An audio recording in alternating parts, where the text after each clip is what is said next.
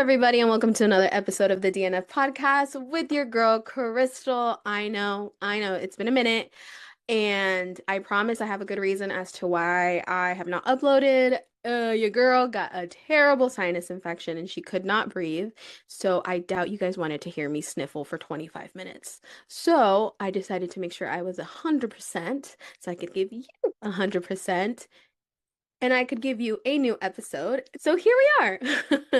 Now, this week's episode is going to be dedicated 100% to Formula One. I will not be covering any Champions League, any Premier League, any La Liga. That's going to be in a separate video. So keep an eye out for that if you are looking for any football content.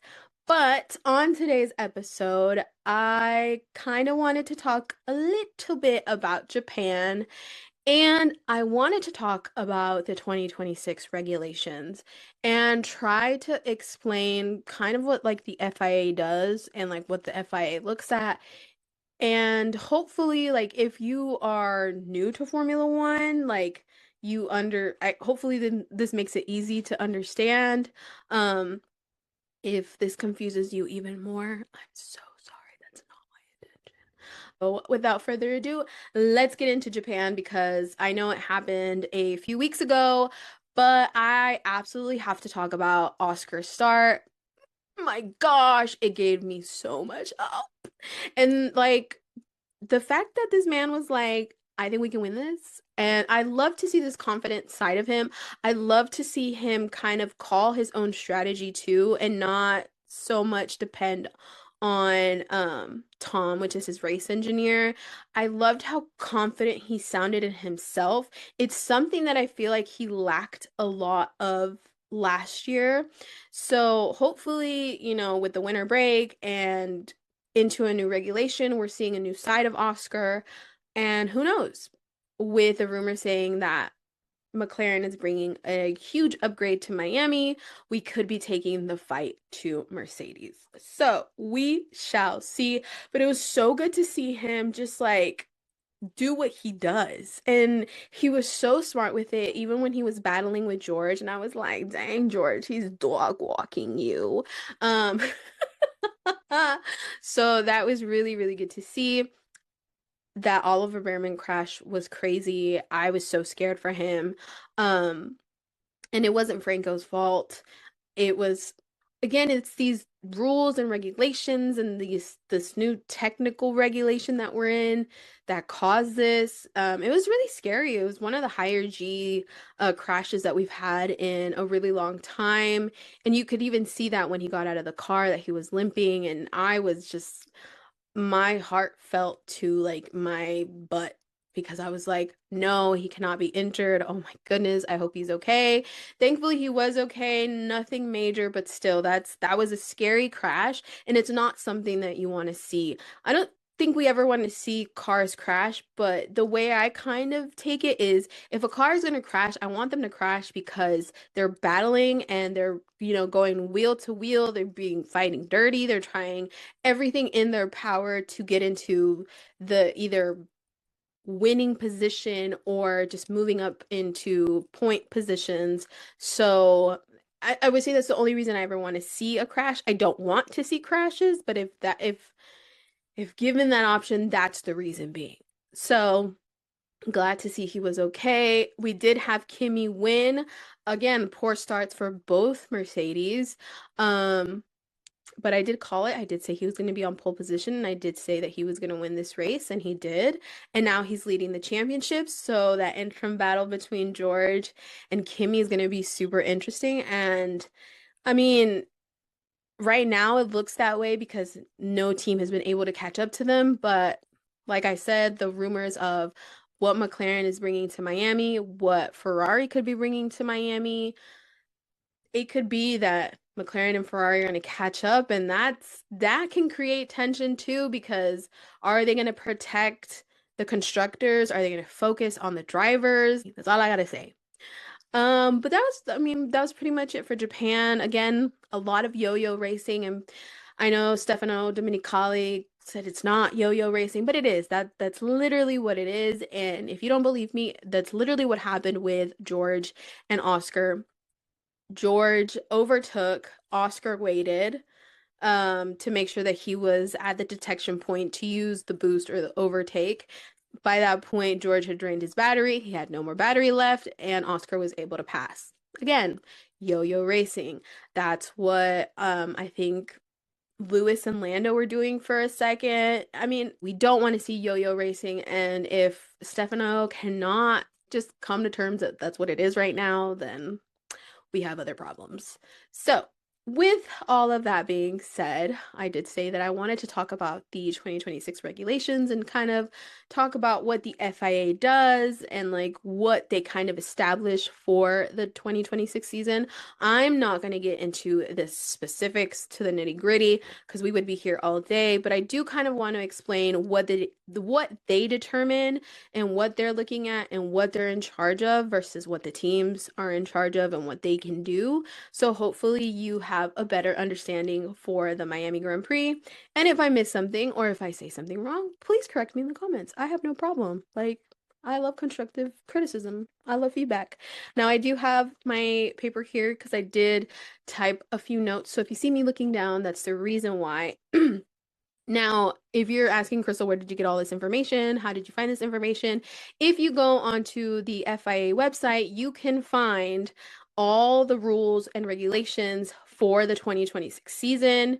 Now, I will tell you the documents are between 126 to 156 pages.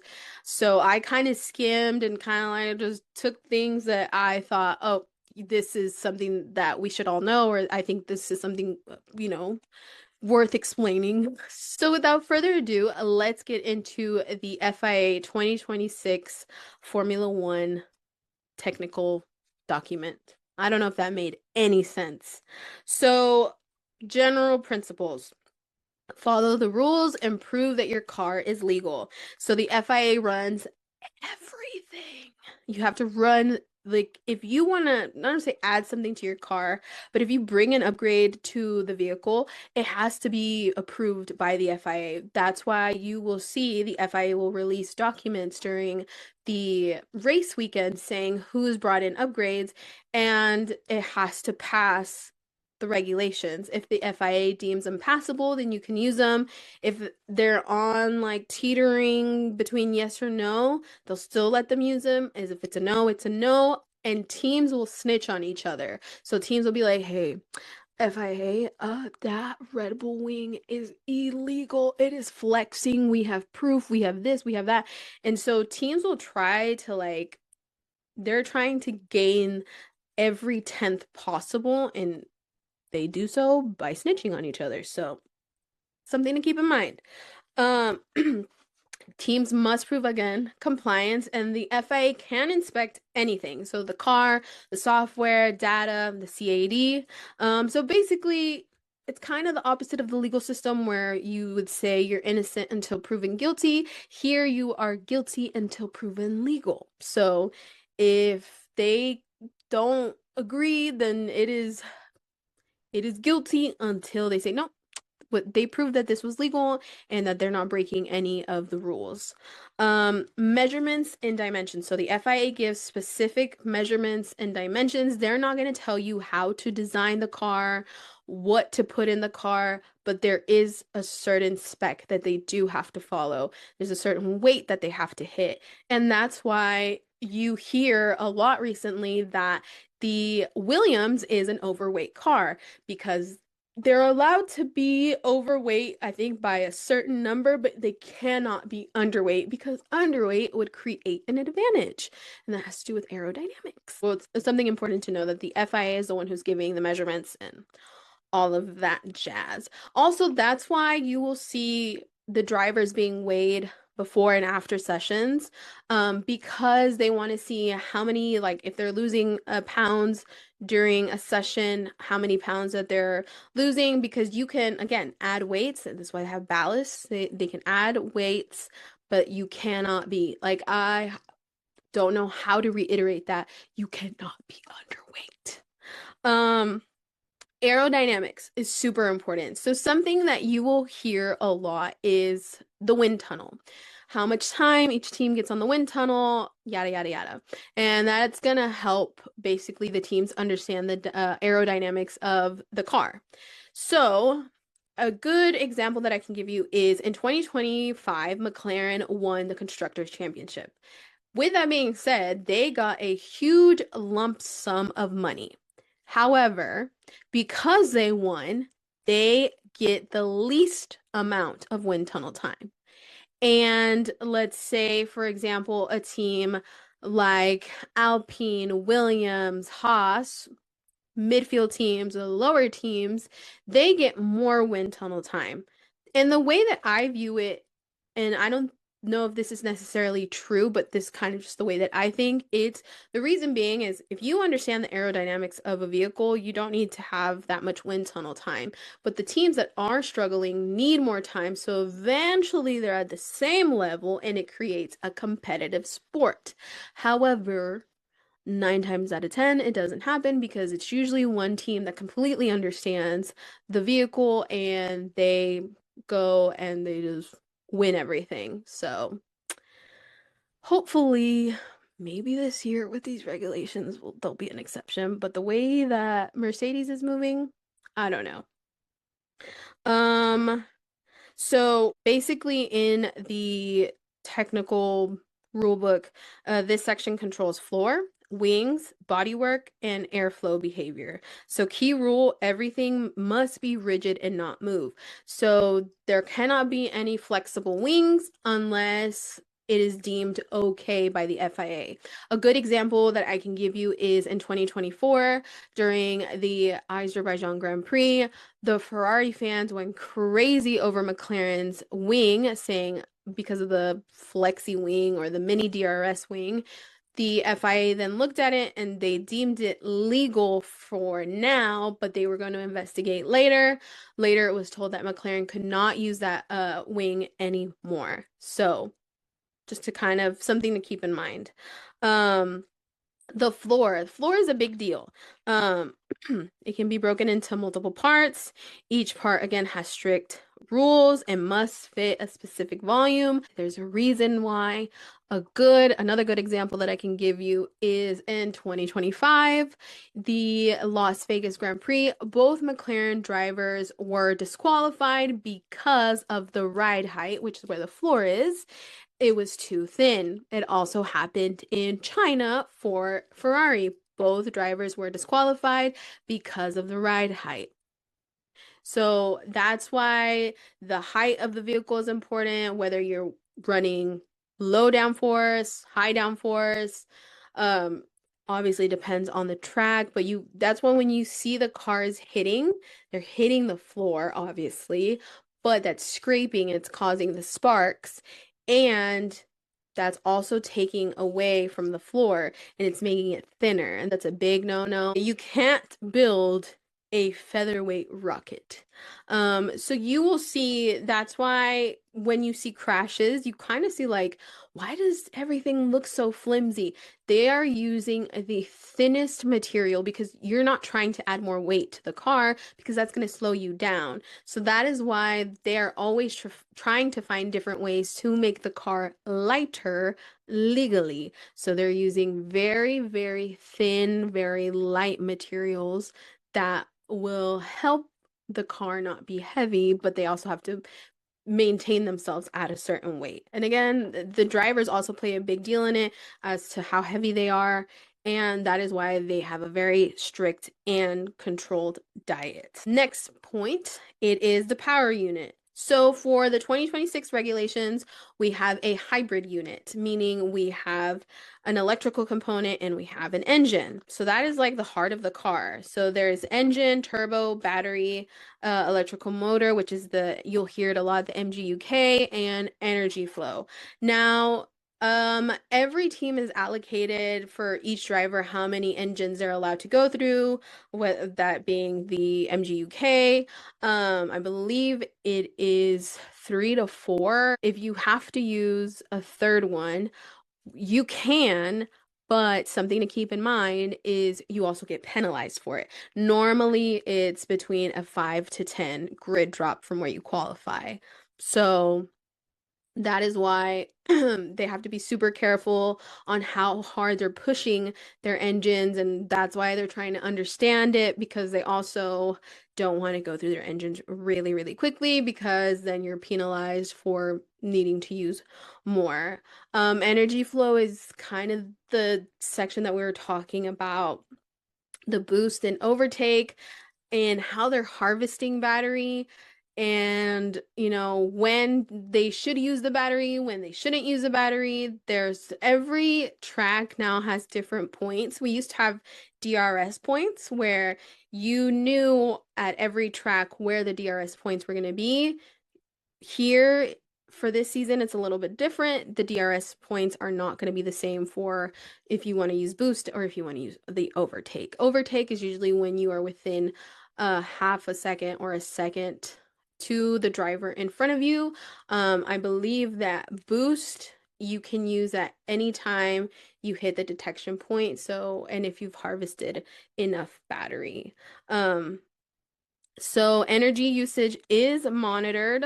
Some systems may be mechanical, so not electric, and power delivery must be in a controlled way, which is this is what a lot of teams are struggling with because they're trying to control, but for some reason the car is just not responding well, and it's causing a lot of issues.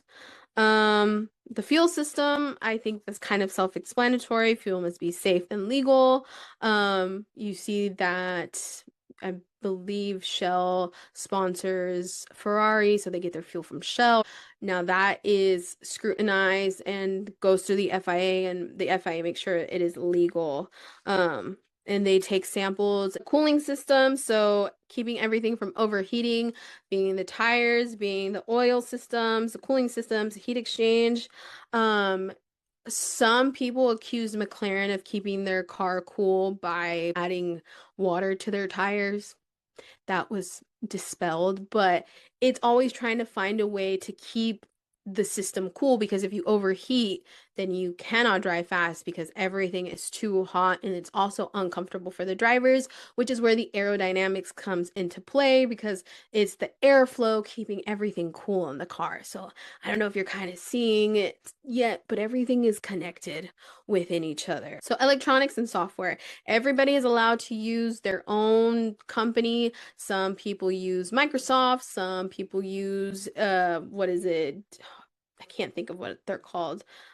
Not DP, but everybody is allowed to use different softwares. You cannot cheat. Again, the FIA is constantly checking, constantly looking. Um and the FIA like have full access. You can't like there's literally nothing that you can hide from the FIA. Now the FIA, what they're gonna do is they're not gonna divulge that information to other teams unless they're like, hey, they spotted this as a probability of a safety hazard. We're letting everyone else know as well. But they're not gonna share the secrets of Mercedes to McLaren and McLaren to Mercedes. Simple as that. A gearbox. So it has 8 gears. There is no automatic shifting, so that's when you see the drivers when they're driving. They have the shifts at the back of their steering wheels. And you will see that they are in neutral and then they're revving their engines and then they go into first gear, second gear. I don't know much about shifting. That's as much as my knowledge goes. So there's suspension, wheels, and tires. So it's obviously the suspension is where like the sides. Do I have? I mean, okay, I'm gonna show you guys my Lego car, but this is the suspension. This is the tire. So this is something that is unique to each team. Each team can build it differently. And oh, sorry, this is the right here. This is the suspension. There's not like a again, there's not a spec that they need to follow, but the measurements, like how long, how short, it has to be the same measurements with each team. Brakes are a big thing. Your brakes can overheat your tires if your tires are overheated, you're degrading them quicker, meaning you become slower. So that's a big thing. The survivor cell. So the survivor cell is where the driver actually sits. It's their seat. It's literally that little area. It is very much probably one of the safest parts of the vehicle because it includes the halo.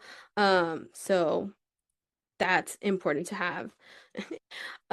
Crash testing, that is something that is done to make sure the safety of each driver, but also to make sure that the car does not implode on them and to see like this is the areas that we need to fix to make sure that our cars are safe. Um, Safety equipment. So each car has to have a drink system, mirrors, and lights. Um, and some, I don't know if in the most recent one, but some have even fire extinguishers. And the drink system, from what the drivers say, suck because the car is hot, so the drink is hot, but it's for their safety because they're sweating so much. One of the hottest races of the year is Singapore, and when you see them, they come out dripping like they just took a shower.